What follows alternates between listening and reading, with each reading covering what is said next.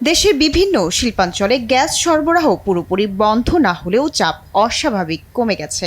এতে উৎপাদন ব্যাহত হচ্ছে অনেক কারখানায়। উৎপাদন সচল রাখতে বাধ্য হয়ে ডিজেল ও এলপিজির মতো ব্যয়বহুল বিকল্প জ্বালানি ব্যবহার করছেন উদ্যোক্তারা।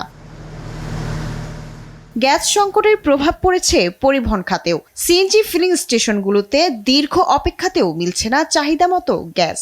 এতে চরম ভোগান্তি পোহাচ্ছেন যানবাহন চালকরা। কষ্টের শেষ নেই, এটা ভোগান্তি, এটা বইটা মানে বাসায় নাই। যেহেতু প্রতিমন্ত্রী আমাদের আশ্বাস দিছে আগামী সপ্তাহ থেকে কিছু হইব, এখন দেখা যাক। প্রতিদিনই তো আপনার 12টা, 11:30, 12টার দিক দিয়ে অটো বন্ধ হয়ে যাচ্ছে, এটা গ্যাসের প্রবলেমের কারণে আর কি।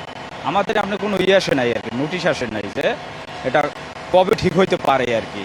গ্যাসের সরবরাহ কমে যাওয়ায় দিনের বড় একটা সময় কোনো কোনো পাম্প বন্ধ থাকছে। এতে খোলা ফিলিং স্টেশনগুলোতে দেখা গেছে দীর্ঘ লাইন। এখন গ্যাস লওয়া যায় না, মনে করেন 50 টাকা 60 টাকা 50 টাকা 60 টাকা 80 টাকার গ্যাস ঢুকে, আমরা অ্যাক্টিভ লয়ে গেলে আর কি ফিরে আইলে আর আমাকে পথ থাকে না। লোক মুখে শুনি যে এক সপ্তাহের ভিতরে সমস্যার সমাধান হবে। এখন এটা কতটুকু সঠিক, কতটুকু মানে এটা আমরা বলতে পারি। গ্যাস সংকটে বিপাকে পড়েছেন আবাসিক গ্রাহকরাও।